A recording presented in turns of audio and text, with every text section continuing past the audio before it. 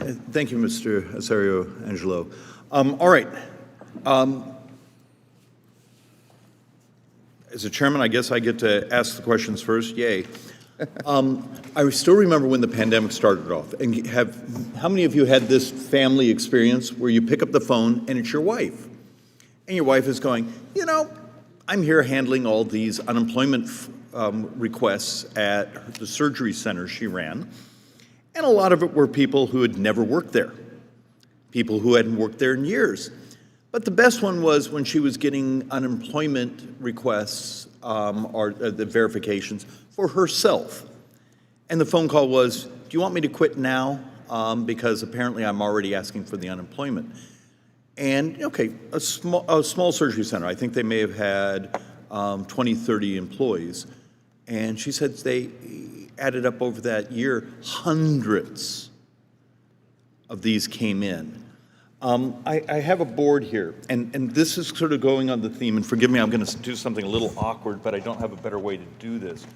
We're trying to not only, and this is going to go to you substantially, Ms. Miller, because you've actually touched on things that everyone else also touched on. We were trying to get our heads around, if we had a national data exchange for the verification, as our friend from New Jersey just spoke about, does it stop it where the identities, the identities are out there, they've been stolen. We've actually, as members of Congress, had our identities stolen not too long ago. Does it stop it where the actual applying? Where in this process, because we've been tracking some crazy stories of UI fraud that was converted to gift cards, that got moved into buying cars, and then the cars were shipped to North Africa as a way to wash the money. Let's say we had your data exchange. Where do I break the fraud loop? The information, the ability to make the requests. Yeah, well, thank you. The data is the way to address this significant problem, which is identity theft that you're talking about.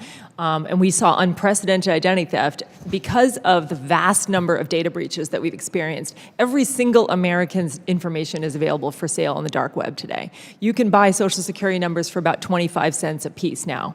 They've gone down. They were about $1 a piece about a year ago.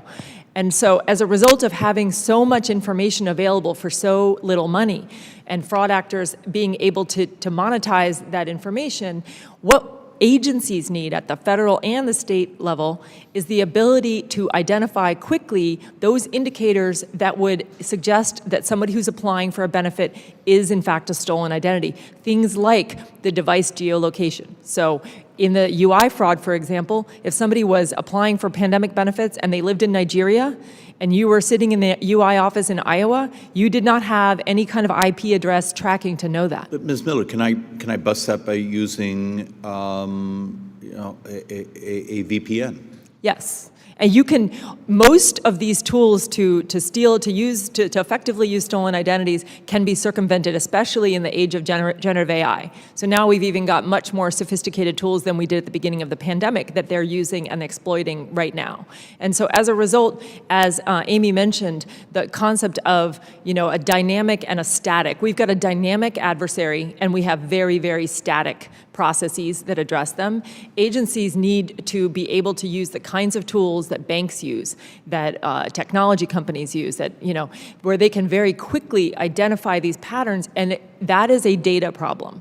And we have a data problem in government. We are very protective of the privacy of citizen data, and I'm not saying we shouldn't be, but in today, when every single one of our identities are being stolen on the dark web, but the government is protecting our information to the degree that the adversaries can use the data, but the government can't use it to stop them. Okay, and I have a handful of questions, but I want to finish one last with Ms. Miller. In your testimony, what do I have to change statutorily or redefine statutorily so I don't run into the constant excuse that we often as members of Congress, well, that has a privacy concern, or that's over there. At The- the same time, these people's privacy has long since been violated. You know, honestly, I'm for privacy. I believe in privacy. But the privacy, there's a very, very robust protection of privacy sort of lobby and group on one side who's gone so far, and we need to consider that we live in a different world now. The Privacy Act and the Computer Matching Act were written at a time that we are in, this environment that we're living in is changing monthly. Literally, it's changing every month. And we've got laws that we haven't changed in years. So the Privacy Act, the Computer Matching Act, and the Fair Credit Reporting Act, the FCRA, all three of those need to be considered on the basis of how we can better use data to prevent fraud across the government. Okay.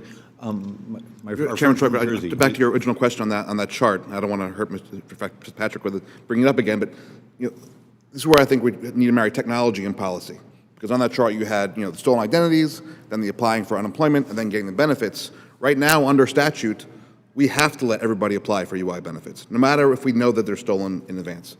The way the current statute is that we have to let everybody apply, Okay, and then do the security check. Say that sentence again. So even when it hits your door, you still have to.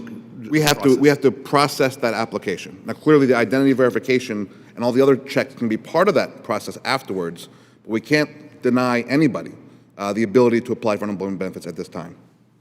Okay, Ms. Shea, and this is one off, but I, for my own sanity, I need to ask: have you seen any research done on how many bad actors around the world this fraud may have helped finance? Because think about what's going on in the Middle East right now, and we've had some things come to our office saying some of these organized international criminal cartels were washing the money for violence. Any place I can go to chase that down? Well, so no specific numbers and amounts, but we did look at some of that information through the Department of Justice press releases on cases. And so we have some information about foreign actors exploiting the various pandemic programs in different programs, not just unemployment insurance. But I do want to get back to this issue of addressing unemployment insurance fraud issues.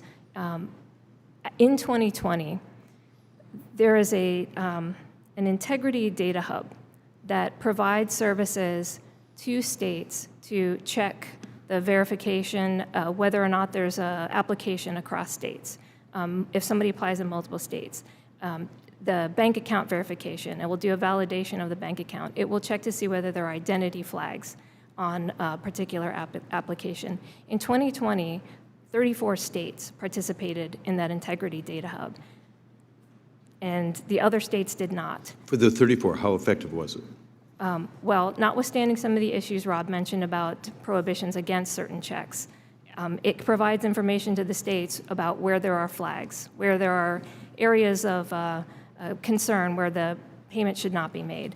Now, Department of Labor has since been able to get all 50 states and 3 territories signed up for that service. It's a free service. It's available to them. So I think as we're thinking about resources and additional data sources and new technologies that can be applied, it's also important to think about what's already available to federally funded programs and to federal programs to prevent fraud. Okay, my very last question.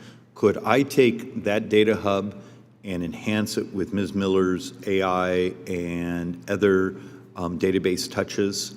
Is there a way that this isn't reinventing the wheel, but making the wheel much more efficient? And now I forced the two of you to talk to each other.